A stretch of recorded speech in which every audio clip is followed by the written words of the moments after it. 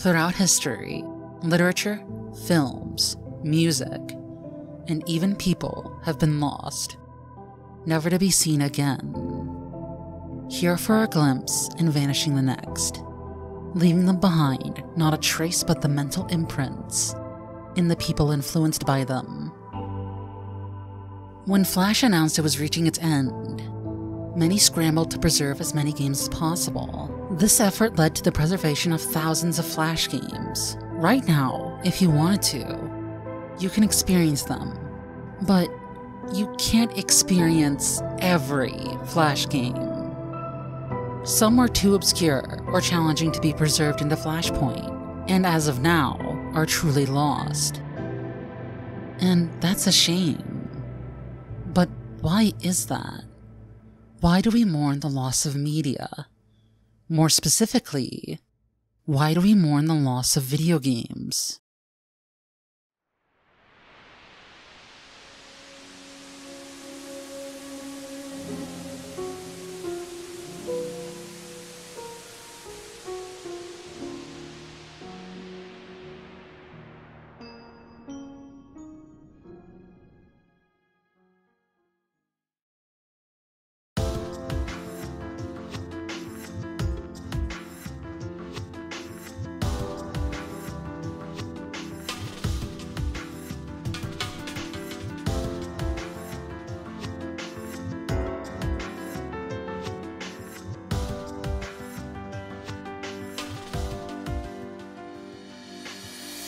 This is a difficult question, but the best way to answer it is simply emotional investment.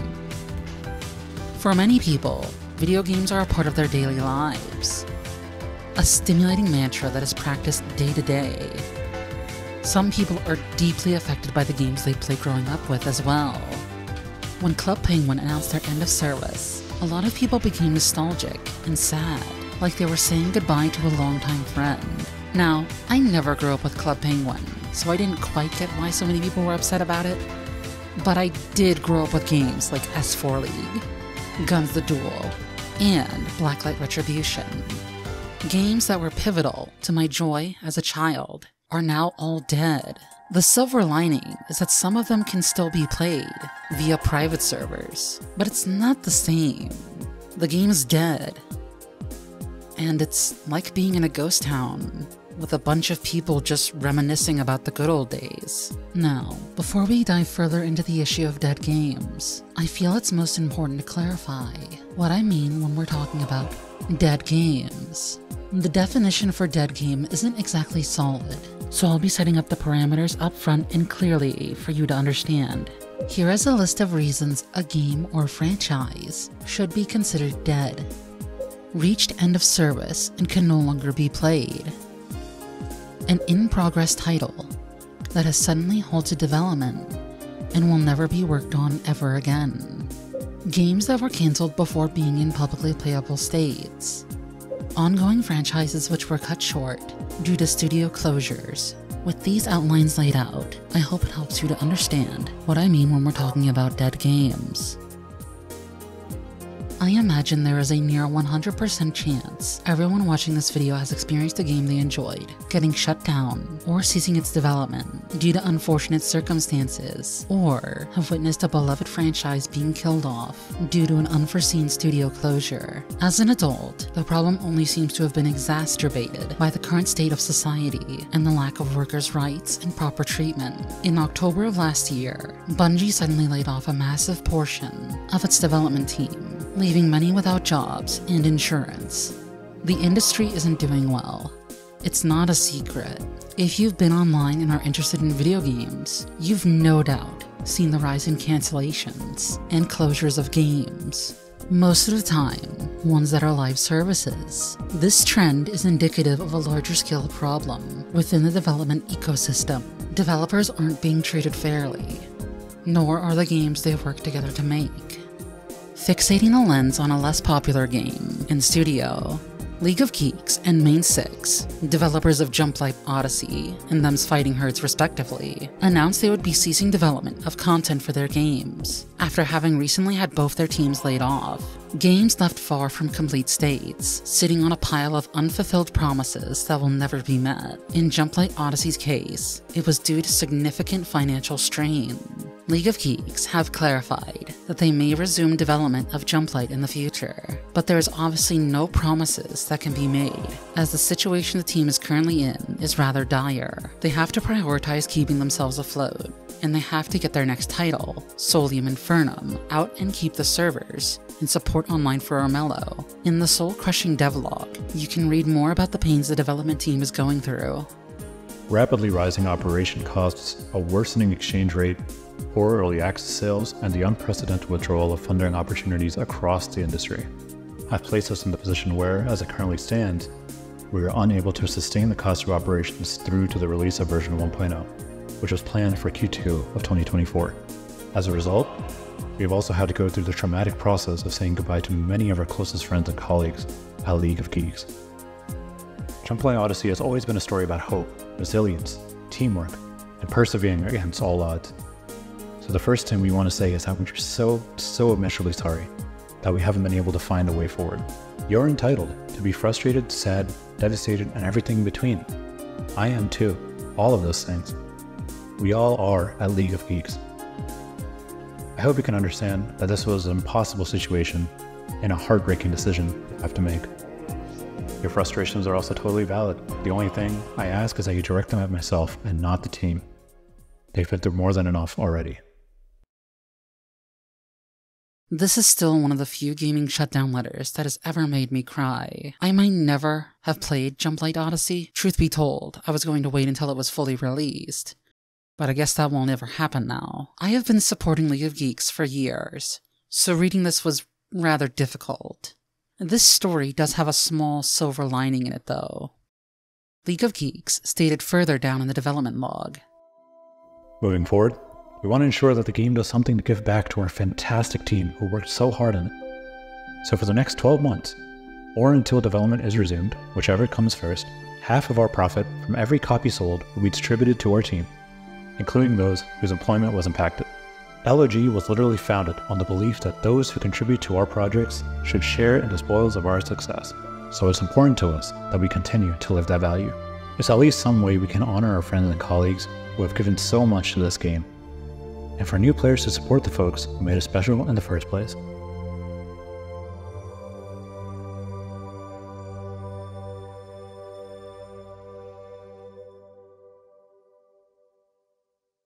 I'm relieved that in the wake of this, League of Geeks is still trying to help its developers, even if they're not on the team anymore. It's a powerful statement to read, because not something I see most teams doing at all. The usual case is that the development teams are cut off without a single drop in the bucket to help them afterwards. It hurts to say that this is the standard, because it shouldn't be. So, as of the time of recording, this is on June 12th. And I just read the news that,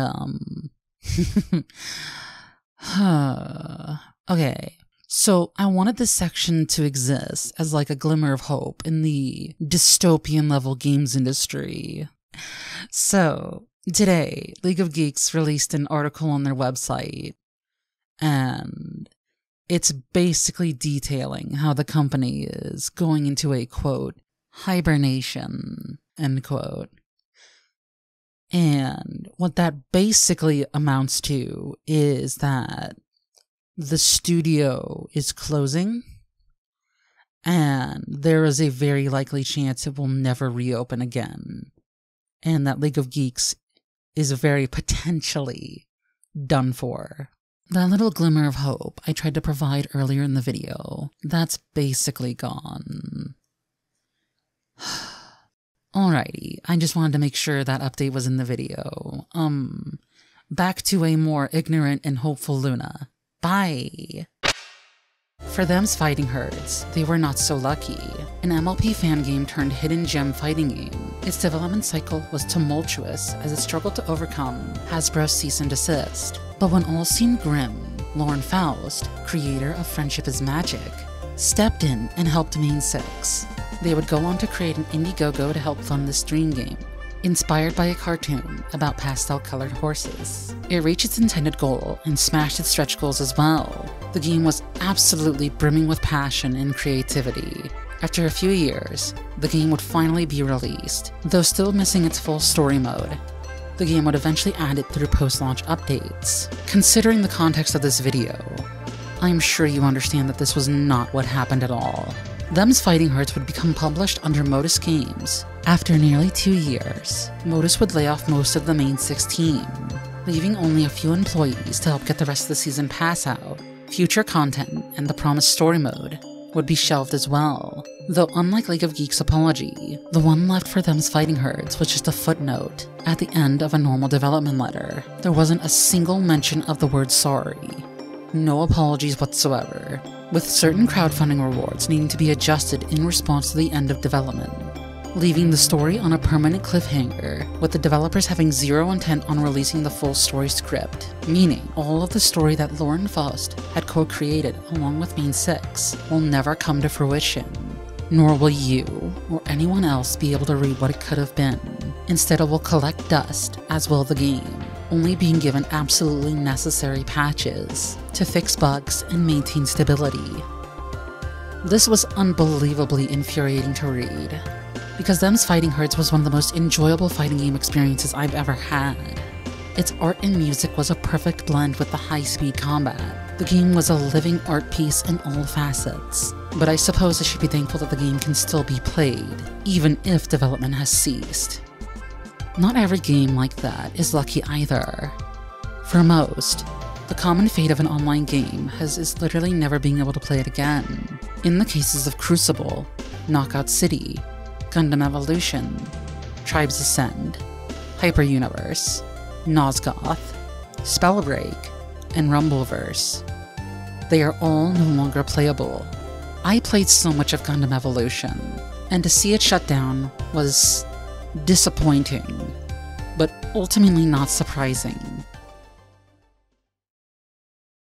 Isn't that kind of fucked up? That I just should expect games to inevitably die in a moment's notice? This just isn't how things should be. I shouldn't put 30 minutes into a new online game release and think to myself, man, I wonder how long this game will be around for. It's so deeply wrong, and I can't believe it's the thought that always comes to me when playing new live service games. This list of previous games is so minuscule compared to the mountain of games that have met unfortunate fates and can never be played again. You could look up articles right now and find lists of games shut down in the last 5 years. Hell, looking up a list for games shut down in 2023 alone shows a staggering amount. There's an article by Kotaku, if you wish to read it, listing 60 different games, all announced to be shutting down or shut down in the year of 2023. The industry is not okay. This trend is only getting worse. When every live service game has to compete with one another for dominance and attention, it is a feast and famine cycle, a destructive Ouroboros. Live service games coming in and out, taking players away from already struggling titles, only for both to succumb to the same fate. None of them succeed, yet they still try to contest for the same spot. It's a competition where nobody wins. Yet everyone is thrust into the fray, whether they like it or not. If you've been in the gaming space for the last 10 years or so, you can recall things like the MOBA, Battle Royale, and Hero Shooter booms. 3 distinct periods within the last decade and a half, where we saw a massive uptick in games of those genres. How many of those games that were entrepreneurs of their scenes have lived to see today? A resounding, unsurprisingly low number. League of Legends, Fortnite, and Overwatch are the kings of these genres, whose thrones are built on the hundreds of dead dreams and hopes of developers, who were crushed under the unforgiving nature of the industry. These games will never have a chance of dying, and their continued place at the top of these genres also means that any new title doesn't stand a chance. Everyone has their go-to live service game they will always play. When a new game comes out, they see a decent peak player count, and then immediately hemorrhage players at a constant rate, despite providing updates and listening to player feedback. This is probably because people will try a new live service game, see that they could commit to it and choose to go to their main live service game instead. Wow, this Omega Strikers game is really unique. It has a nice mix of sports and mobile-style games. What a cool concept. Now time to close this and never think of it again, while I put my 13,000th hour in Destiny 2. I'm exaggerating here, obviously. Nobody should play a less popular game to help its numbers, but even if I'm stretching, there is truth here. Most people have a live service game they will just stick with and keep coming back to. They will try new ones for maybe a few hours, but will always end up abandoning them in favor of ones they'd rather commit to. The issue relates to committal nature of live service games, due to systems like battle passes and seasons giving FOMO, a fear of missing out. In a player's head, you weigh which you'd care to have more. For most, they'd lean towards the one they've been grinding on and off for years. This isn't the fault of the players, it's just that when there's 10 different games, and they all have 10 different battle passes, it's exhausting. You have to pick one if you want to actually complete them, and that's how these are designed. It's predatory and consumes so much of your time, you can't even bother to play other games. Despite what some people may say, I don't think battle passes are a good system. In fact, I think they're awful and increase developer crunch while drip-feeding subpar content. It doesn't make anyone happy. Games keep dying, whether it's because of greed, incompetence, poor circumstances, competition.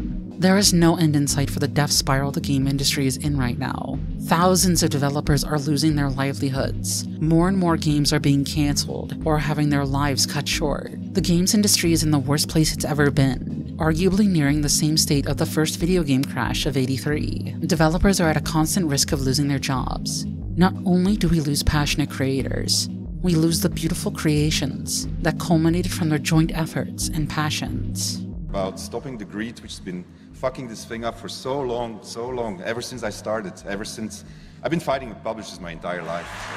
I keep on seeing the same mistakes over and over and over, and it's always the quarterly profits.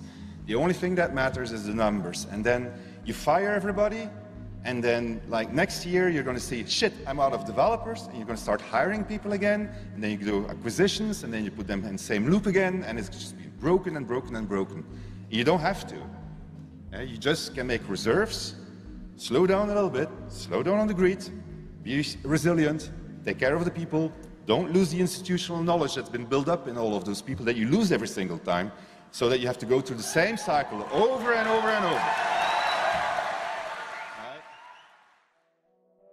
Thousands of hours of writing, art, music have been lost. We're thankfully in an era where many people are taking their own initiative and trying to preserve these so we don't forget what these artists have made. But no matter how much we as the audience try to preserve, everything can't be saved. Games that are more obscure than what is listed throughout this video haven't even the slightest chance of having their soundtrack or art archived. In some cases, even those who created them are lost. All we can do in these difficult times is to be there for developers and try to provide support to those less fortunate than others. Not like those employed are all having the best of experiences either. The industry is a grinding machine, fueled by the pursuit of money. Like a train, it cannot be stopped, and those in its path are annihilated. My hope for the future of gaming lies within the indie game scene. Many developers are able to have the comfort of a career underneath them without needing to worry if their dream game will just be taken away because of a CEO that wants more money. I guess that's where the issue lies mostly. Individuals so detached from the sphere of passion and creation that the only thoughts in their mind are, is this profitable? No. Downsize. Never has this resulted in anything good, because what you'll almost always see soon after is the same people saying, why is this not performing? Then without even considering the possibility of their actions, they axe whatever is left of the already shambling development team. Artists and their art are always at risk of being executed, whether they like it or not, and this just isn't how the industry should be. Even when these games do come out, that is no assurance that the game will be around forever. Games are more often than not released digital only. We have to live and abide with the consequences of this, especially games that are always online and function as a live service. One day, your favorite game can just sunset and you'll never play it again for as long as you live. No matter how much money you spent on microtransactions, no matter how many hours you put into the game. Preservation has come a long way, but we cannot save everything. For many games, the only way to keep them is within our memories. At least in that way, they're immortalized. In the minds of the creators and in the hearts of those who got to experience them. I know I will never forget the warm memories that were given to me. Developers and their games deserve better. We all deserve better, as developers and as consumers. I made a list of all the games from memory, and in recent years, that have had their online services shut down or cease development. This is not an extensive list. There have been hundreds of games shut down in the last 10 years alone, so while this list is colossal, it is still a small amount compared to what has been lost. I will always hold the games I personally lost close to my heart. Without them, I would have never met the wonderful people I know now in my life. I'm so thankful to their developers, and I'm so glad I got to experience them. Thank you, developers. This is a tribute to you and all of your efforts. A tribute to your dreams that never came to fruition or were cut tragically short. Thank you.